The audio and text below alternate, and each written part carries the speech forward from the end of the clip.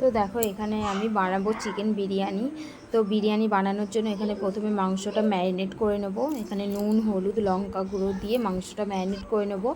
তো এখানে আলুটা একটু সেদ্ধ করে নেব। এখানে তার জন্য দিয়েছি জল, জলের মধ্যে দিয়েছি নুন, পরিমাণ মতো হলুদ গুঁড়ো দিয়ে আলুটা ভালো করে সেদ্ধ করে নেব। তো এখানে ভাতটা বসিয়ে দেবো। ভাতটার জন্য নিয়েছি এখানে গরম জল করে নেব।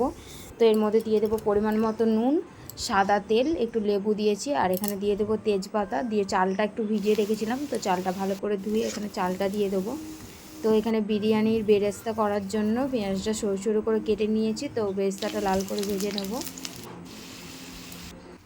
দেবো এখানে তেজপাতা, তেল গরম করে নিয়েছি। তো তেজপাতা, জিরে, শুকনো লঙ্কা লাল করে ভেজে নিয়েছি। তো এখানে দিয়ে দেবো পেঁয়াজ কুচি। তো পেঁয়াজটা লাল করে ভেজে নেবো। এখানে দিয়ে দেবো আদা বাটা, রসুন বাটা। তো মশলাটা ভালো করে ভেজে নেবো। তো এর মধ্যে দিয়ে দেবো টমেটো কুচি, কাঁচা লঙ্কা কুচি। তো দেখো এখানে আমার আদা রসুনটা ভাজা হয়ে গেছে। দিয়ে দেবো পরিমাণ মতো হলুদের গুঁড়ো, পরিমাণ মতো লঙ্কা গুঁড়ো, পরিমাণ মতো নুন দিয়ে মাংসটা কি ভালো করে মশলাটা ভালো করে কষিয়ে নেব। তো এখানে কষানো হতে একটু অল্প পরিমাণে দেবো জল। তো এখানে দিয়ে দিয়েছি জিরে গুঁড়ো, ধনে গুঁড়ো।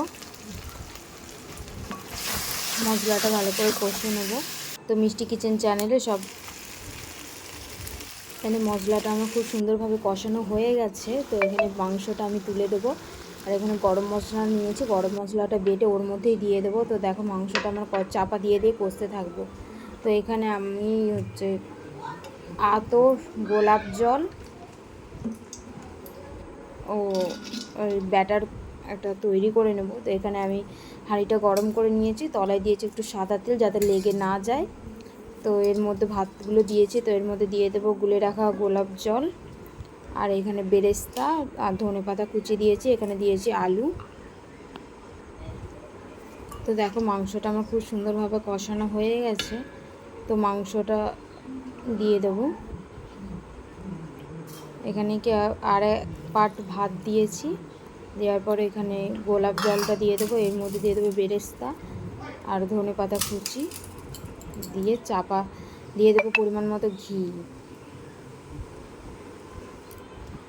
তো এখানে একটা তাওয়া বসিয়ে নিয়েছি, কারণ যাতে তলায় লেগে না যায় সেই জন্য তাওয়া বসিয়ে নিয়েছি। তো দেখো এখানে খুব সুন্দর ঝরঝরে হয়েছে বিরিয়ানিটা। একটাও ভাত কারোর সাথে লেগেনি, খুব সুন্দর হয়েছে ঝরঝরে বিরিয়ানিটা। তো খেতেও দারুণ টেস্টি হয়েছে। তো তোমরাও চাইলে এভাবে বানিয়ে খেতে পারো। তো দারুণ হয়েছে, তোমরাও চাইলে বাড়িতে ট্রাই করতে